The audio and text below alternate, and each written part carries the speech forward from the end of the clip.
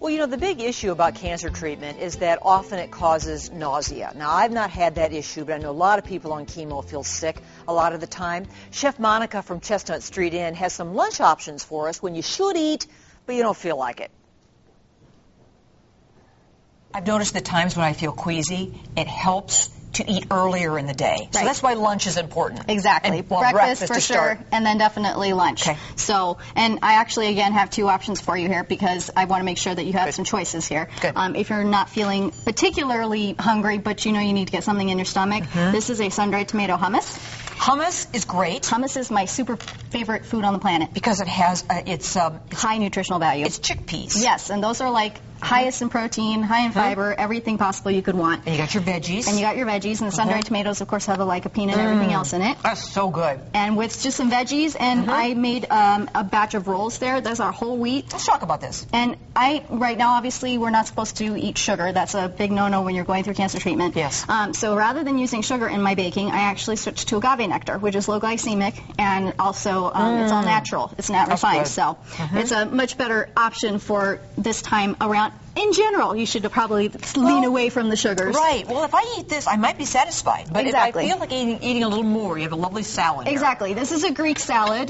Those Greeks know what they're doing. So this is a little bit, again, of an organic grilled chicken breast. And I'm going to show you how to marinate that here. Okay. So I got just the from Meadowhaven Organic Farm. And I'm going to go ahead and put a little bit of olive oil on there just to let the stuff adhere to it. What makes chicken organic? Well, this one is what the chickens are feeding off of. They actually have completely cage-free. I mean, you could run over their chickens when you go to their place because the chickens are roaming everywhere. They're out having a party. Out having a party eating the grass. That is exactly the way you want it. Okay. So, absolutely. And then we're going to kill them and I'll eat them. Exactly. And they're beautiful little things. So, and they taste completely different. You'll notice the difference when the second it hits the pan, it has just a sweet smell as opposed to a sort of an off smell from store-bought chickens. Okay. So, a little bit of kosher salt, and I don't recommend doing this out of the box at home because I have a very deft hand. But yes, you are a professional. I'm a consummate professional. Okay. Yeah, not that I haven't done it before on accident, but a little bit of fresh cracked pepper, some dried oregano. Okay, because this chicken is something else. And then a little dried dill. Which is, those are kind of the two main herbs in Greek food. A little pinch of crushed red pepper because I like the little heat there.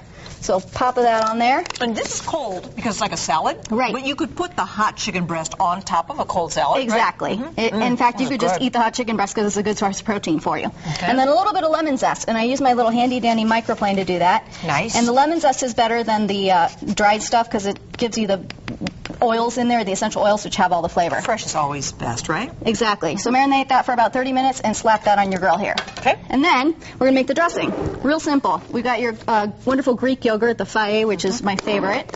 And I love it because it's so nice and thick. Whoa. It's mostly nice and thick.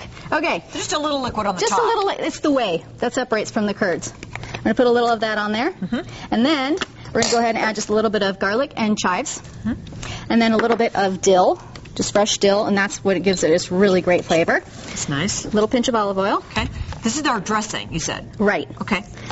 And then a little bit of lemon juice. Do you ever have dressing out of a bottle that you picked up at the store? Heaven forbid. I'm so sorry. Okay, I got it. It's so easy to make dressings. I yelled at my husband for this the other day, too. He wanted me to go get him a bottle of salad dressing. I said, how hard is it? You've even got the recipe. Shame on you. Wow. And then he said, yeah, well. So, a little cracked pepper there. A little bit of our handy-dandy kosher salt. How much salt? Oh, I would say about maybe not even a quarter of a teaspoon.